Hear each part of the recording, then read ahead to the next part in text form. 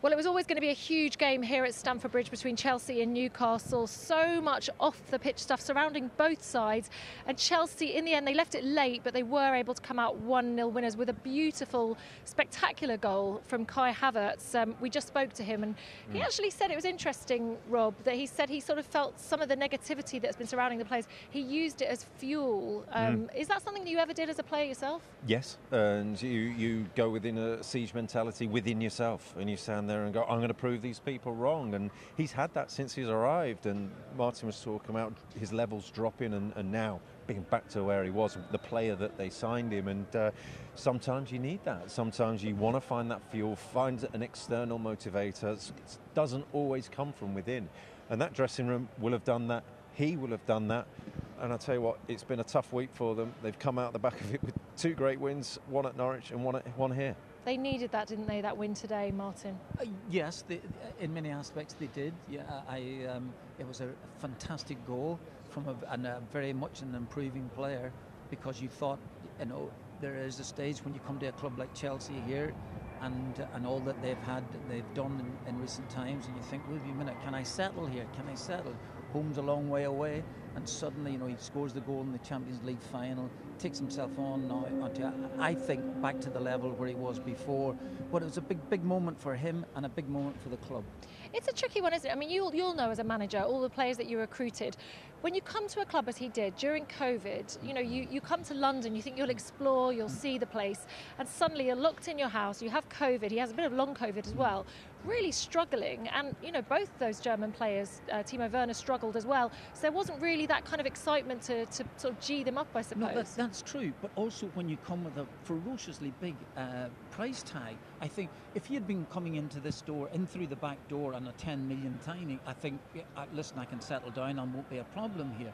But here, when you've gone for really, really big money, and you're expected immediately, because there's very, very little time. People don't give you much time these days. You've got to try and perform as quickly as possible. And maybe in one aspect also that Werner, who has struggled and continued to struggle in the game, might have been, listen, am I an accomplice here in this aspect? So great credit to him. He's fought back brilliantly and looks really strong again. But he's now deciding to try and get hold of it as where he did before. And he's got a lovely touch, as the goal proved. Beautiful, wasn't it? Speaking of strength, I don't know what you make of whether he should have seen red. That was my initial reaction, was he could be off. And it was one, I think he was scared of Dan Burn coming in, and he's a fantastic presence at the back. He's been brilliant for Newcastle. It was the one momentary slip of the game, was him allowing Kai Havertz to make that run. But it was the ball, and he acknowledged that Dan Burn was going to come from behind him, and he was out of sight. He wasn't sure where he was. The arm went up and caught him clean on the side of the face, as we saw with the bruising. But it was high. I don't think it was intentional. But David Coote, the referee, could have seen it as such, and he's fortunate it was just a yellow. Does that come with part of the confidence that he's got, the fact that he's becoming a real physical specimen, I guess? Yeah, I think obviously he's got stronger, and Rob would know this better than myself, but it looks as if he's got stronger. And with that, and with the confidence you have of your touch being good, he didn't have to worry about that. Timo Werner has to worry about that every single time he's onto the pitch, and it's running away from him, and the crowd expectation of him is very, very low now at this minute, whereas with Havertz it's rising every single week he plays, and he's feeding off that. He's feeding off everything. He mentioned there, as you talked about earlier, about he's trying to get motivated by negativity. I don't think there's too much negative about his game at the moment. No. I think he's really strong, and really, if I'm the manager, I'm looking at the players that I have. I've had a bit of a fallout there with Lukaku. I'm not wildly sure about Werner at this minute. Havertz is in the side. I will get to the visitors, Newcastle, because they were phenomenal today and they deserve a lot of credit. But since you mentioned Werner, it's worth mentioning another offside. We laugh, but it's such a difficult time for him. And when you've got Kai Havertz on the rise like he is, it must be tough for Werner. What does he need to do to be better and to be the player that we've seen that he can be?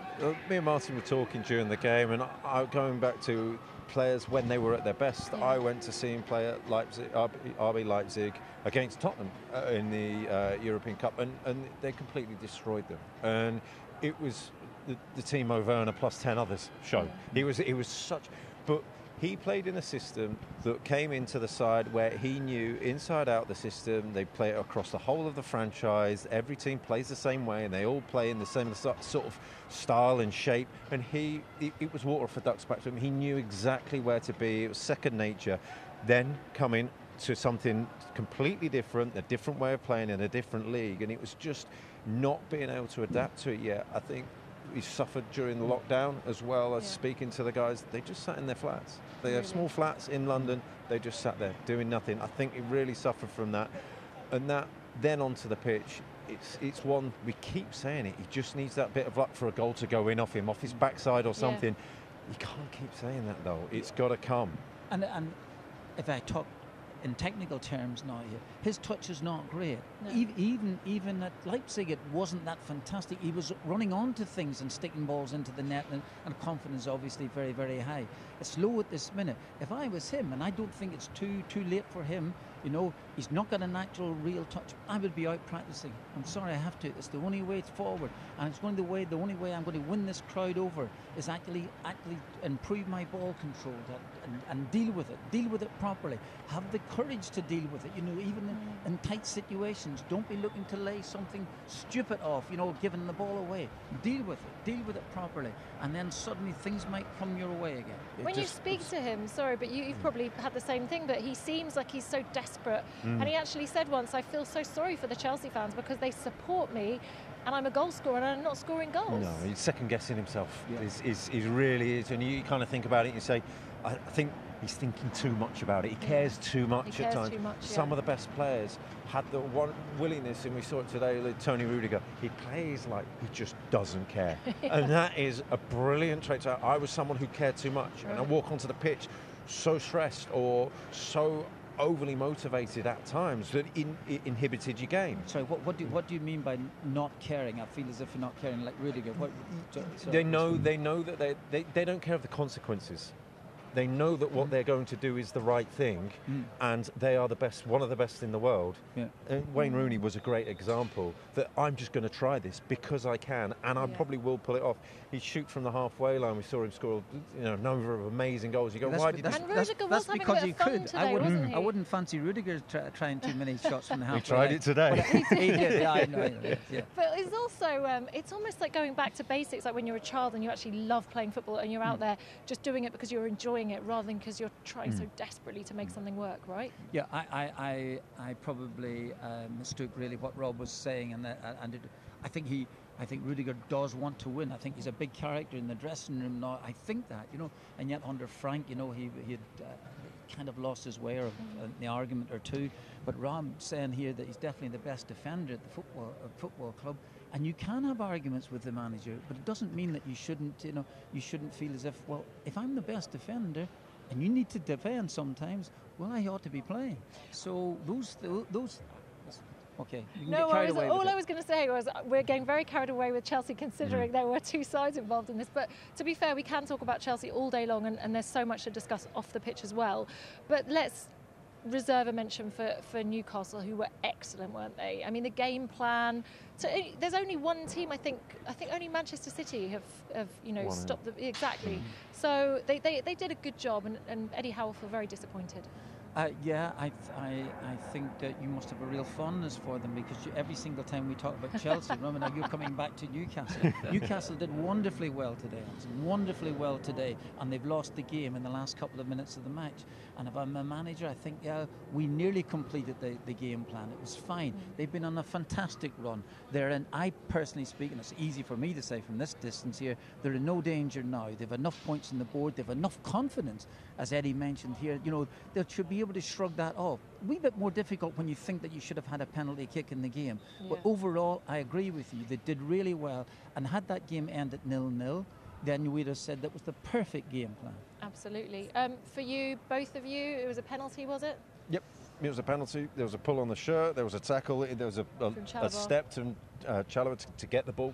Yeah. The one thing he didn't do was kick the ball, and he gave a corner. So at the time, it was a reaction that was kind of, you thought maybe, I don't really, it's been a long way from it. then watching on the replays, you can really understand Eddie Howe's disappointment. Yeah. And when VAR do get a chance to have a look at the replays, I don't know I do not know why they haven't overturned the decision. It's a definite penalty. Yeah. We've already talked about the fact that under Eddie Howe they've changed so much defensively, and it was a great defensive performance. Chelsea just weren't really able to get past them for the majority of the game. No, they weren't. And I think that that's something that I'm quite sure that he must have thought immediately about. He's got to improve defensively because they have enough going forward, or it's, they have, and that's even before they bought Wood. And I'm just saying that they definitely had enough going forward to sneak the occasional goal, but they were leaking goals, and that was a major problem. So first thing you think about is tighten up defensively, get a few players in. You mentioned also, Ram, about Big Dan Burn. He's a unit, isn't he? A proper unit, and I think I was surprised actually that Brighton let him go. Yeah. So it's been a really good run of theirs. I think they've conceded 7 in 10 now since they had this unbeaten run, and just the odd goal again today. You look at it, who they've played against, the teams that they've actually played, you'd say this was the biggest test by a long way.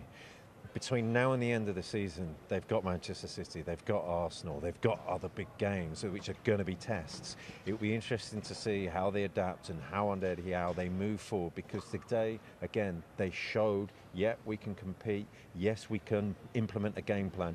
If you're going to get unpicked, if you're going to come up against Chelsea or a team of that quality and you get unpicked in the way that you did today, you hold your hands up and go, that's going to happen. Every now and again, it's going to be a wonder pass, a wonder touch, a wonder goal. That's going to happen. You accept those as a team that's on the rise, and they certainly are. Say consolation for you, Alison. Okay. Eddie Howe thinking on Thursday morning when they're heading down to Southampton, and he's thinking Southampton Thursday night, and Stamford Bridge here on the Sunday. Can I get 2 points out of those games? He'd take the 2 points all day long. 2 draws he'd take. He's got 3 points. And disappointment here that he didn't see it through. Yeah, absolutely. Before we go, we've got a couple of minutes and we've got to discuss the situation that's going on at Chelsea. I mean, we saw a couple of little things today. For example, I know there were a lot of fans in the crowd who were very upset that they didn't walk away with a programme. I know that some people thought it was strange that 3 were still on the shirts. I spoke to someone in the end about why they were still showing the adverts, because to actually have them taken down, they would have to employ someone, and they can't be doing that either. Yeah. So it's a very difficult situation, and as Kai Havertz said to us, he doesn't know what is happening. But can you really see this football club being over in 17 days, as some people are predicting? No, and I think the situation is very fluid. I think those initial stipulations that have been placed on the club are changing constantly. They're coming up against hurdles that like the programmes, like the selling of food and things like that within the stadium. With they win next week against Middlesbrough, they're going to play an FA Cup semi-final at Wembley and potentially not be able to sell any tickets. That will be something that's talked about.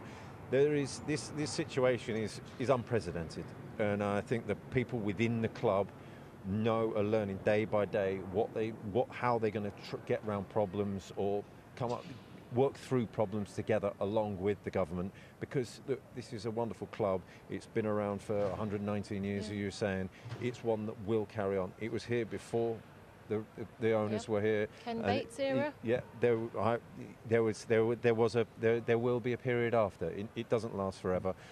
At the moment, it's very, very tough for them, and within the club, and it's something that will change daily. They're just having to roll with the punches right now. Yeah, Martin, do you think the government will do something to try and keep this football club running as normally as possible? It would be terrible if this club disappeared into thin air. I agree with Rob. I think it won't happen. I do think that the situation, as you said, is really fluid. Things are changing, and no, I don't see that at all.